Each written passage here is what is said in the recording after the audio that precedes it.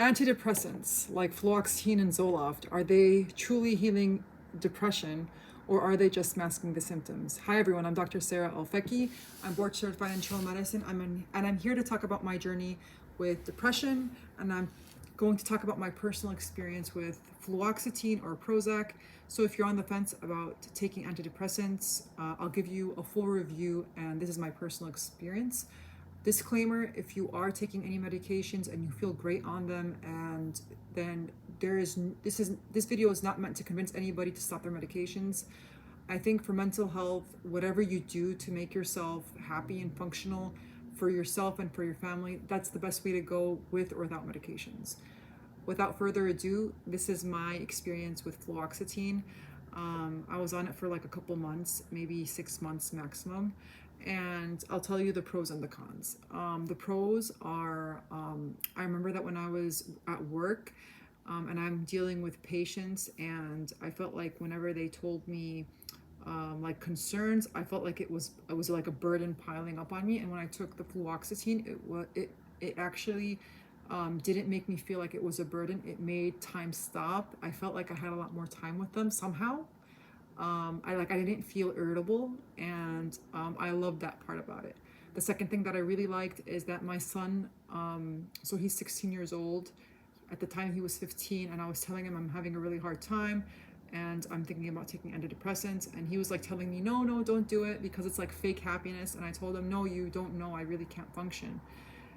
Anyway, so I started taking it, and he's like, wow, mom, don't ever stop because like you're so nice with these medications. He literally said that.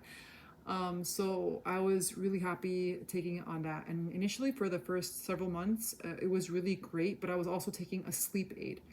But after a while, the sleep aid, so that's the side effect of antidepressants. Sometimes they didn't help me sleep. I was before that not able to sleep. My sleep was very erratic. I would wake up early in the morning. That's a sign of depression.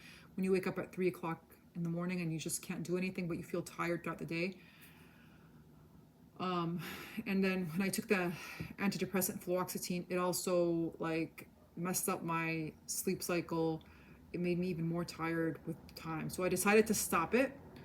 And I was keen on trying to treat even though I was going to therapy, I was, I just didn't want to be on any medications because I felt like I was taking too many medications to help me sleep. And then there were side effects from the sleep medications. It made me very, very tired in the morning, and I had to keep on increasing the dose of the sleep medications. So fast forward, I'm doing really good. I've tried Prozac, on and off several times. And if you're going through a really hard time, I think you should, I wouldn't stop you from taking medications. To be honest, I think if I never had the side effects, I would still be taking them. But I'm very thankful that I feel like I've reached a point where it's as if I'm on them. I'm back to my normal self. And I was telling my son, believe me, Samir, like I wasn't, like when you saw me depressed, that wasn't the real me. With the antidepressants, I felt like I got to I was back to my real self. So I did feel like I was my real self, except for the sleep part, but I have grown to do other things. And I want to tell you the things that really helped me heal, and it was therapy. I'm going to put a link below on the therapist that I recommend. Anybody on this website is amazing. So I'm just going to put the link below. And, I really highly recommend that you go to them. I'm not getting any money from this. This is out of the goodness of my heart. I'm making this video because I want to normalize mental health discussions. I want to take away the shame away. So shame is really big in mental health, and shame is huge with mental health. Like you have shame already without even going to see a psychiatrist or a therapist, and then you carry shame just every single day from like what I have been fed, throughout my whole life. So just get rid of the shame. There's no shame in anything. We're all in this together. We want to be the best for ourselves, the best for our families, the best for our community. And I really do recommend a very good therapist where they can hold space for your emotions, a person that you trust, a person that's curious, that's no judgment, okay?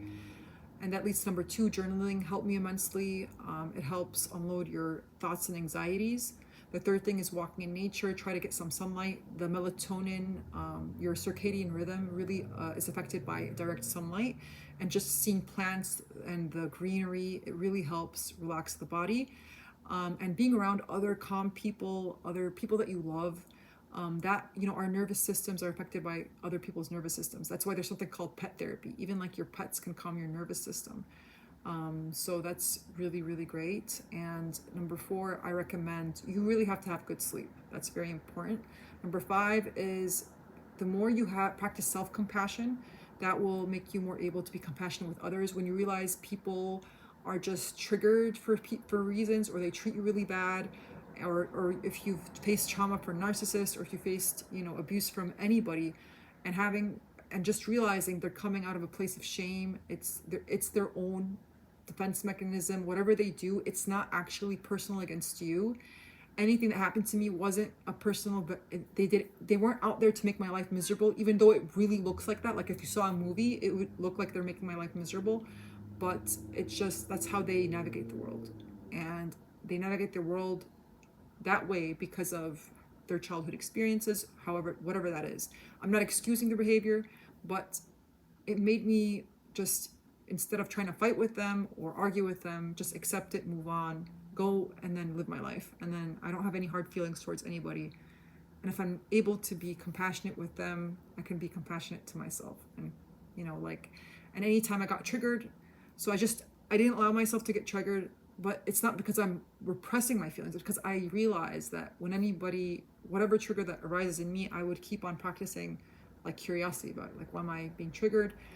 Am I reacting to something due to the present moment, or is it something from the past? And usually it's always something from the past. Whenever the ouch doesn't match the you know, whenever the pain doesn't match the ouchie, then then you're reacting to something from the past. And really, really helped me in any time that I felt like I was going up through my healing journey, because, you know, your healing journey is not just a linear approach. You're going to have, you know, dips, and you're going to have increases. And when you dip, you carry a lot of shame. Like, I was doing so well, and you know, and then these thoughts come like, oh, you're never going to change. You're always going to be the same. And you have to realize, no, that's part of the journey. Part of the journey is you are going to, you know, take a step back, but you can always regroup. And I think that by having a really strong connection with God, and confessing to him like all your worries, your concerns, your pains, and having a concept of God that is non-judgmental when you turn to him, a concept of God that he will always love you, and feeling that love when you have that connection makes you love yourself. So those are my tips. And I hope this helps. I really hope this helps you get help. And thank you so much. Have a great day.